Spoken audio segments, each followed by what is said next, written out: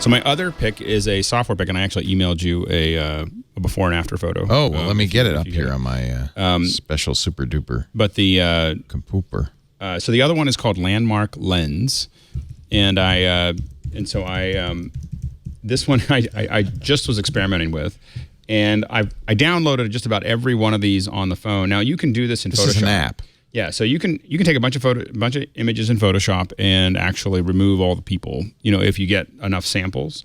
In this case, but I wanted to play with something that you could do on the phone as an experiment. And so what I did is I got this one, and what you can do is you basically turn it on, and it just starts comparing all the images that it's getting. Let's say like turning a video on, and it just slowly removes everybody. so it and if you'll see some of the test images. So here's the before. The Omega Man that's not my before.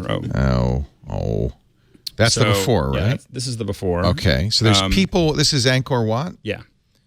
Okay, there's people walking through Angkor Wat. And then if you go to the next image, wait a minute. So it's cumulatively adding in, and there's a couple little artifacts up in the top. I didn't wait long enough for it, but in general, now what doesn't work is if tour guides turn out to be like your nemesis, because people stop. A group stops, and what it does is it kind of builds up, going, oh, maybe that's part of the photo.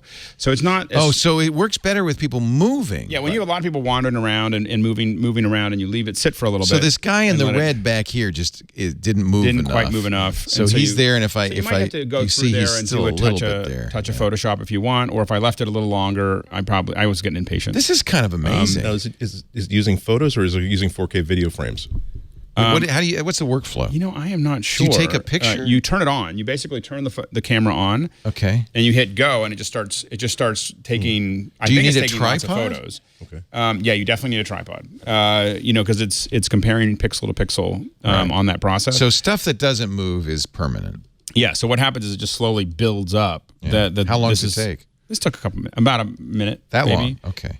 Minute and a half. It's nice though. It doesn't seem like there's any degradation in the quality of the image. No, the image is still high quality. As I said, if you let it, when you get it just right, I said I had a little bit of some artifact from the guy in the red shirt, but I took a couple other ones and people were gone. I just like this one better. You could tweak it.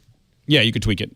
And I see a few people up on the steps. That's obviously people who looky-loos. They're just standing there looking. Yeah, so you do get very impatient with people. You're like, come on, move. I'm impressed because these are like trees, and I assume there was. But they're blowing a little bit, right? Well, but it doesn't look like the blur that happens when you're doing. You can see a little bit of stuff where it's moving. If you go back and forth, you'll see it in the trees. But it's a cool.